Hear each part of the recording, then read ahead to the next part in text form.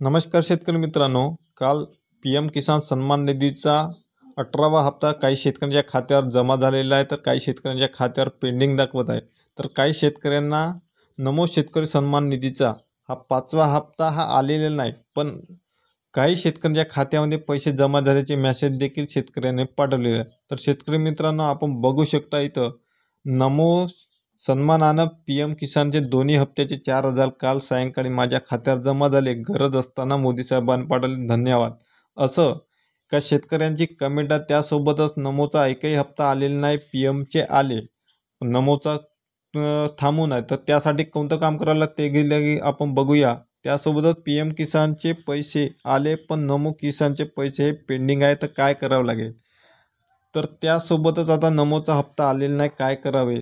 तर नमो शेतकरी सन्मान निधीचा हप्ता ज्या शेतकऱ्यांना आलेला नाही, त्या शेतकऱ्यांना आता आज सायंकाळपर्यंत वाट बघावी आणि ज्या शेतकऱ्यांच्या खात्यावर नमो किसान सन्मान निधीचा 5वा हप्ता येत नाही, त्या शेतकऱ्यांनी आधार लिंक करून घ्यावे।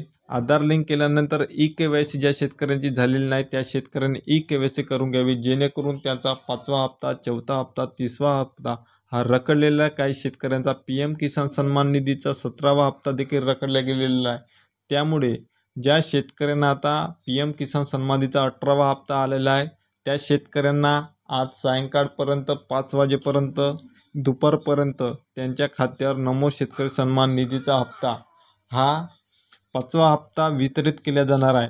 त्यासोबतच आता ज्या शेतकऱ्यांना दोन्ही हप्ते हे एकत्रितरित्या आलेले नाही 4,000 रुपये, तर त्या शेतकऱ्यांनी KYC केली नसेल किंवा त्यांचा आधार लिंक नसेल बँक खात्याला किंवा कोणत्या त्रुटी असेल, तर त्या शेतकऱ्यांनी त्रुटी असेल तर त्यास तात्काळ बघून आपल्या तलाठी मार्फत किंवा कृषी सहाय्यक मार्फत आपण ह्या गोष्टी निकाली काढू शकतो व आपले दोन्ही हप्ते हे एकत्रितरित्या येऊ शकतात।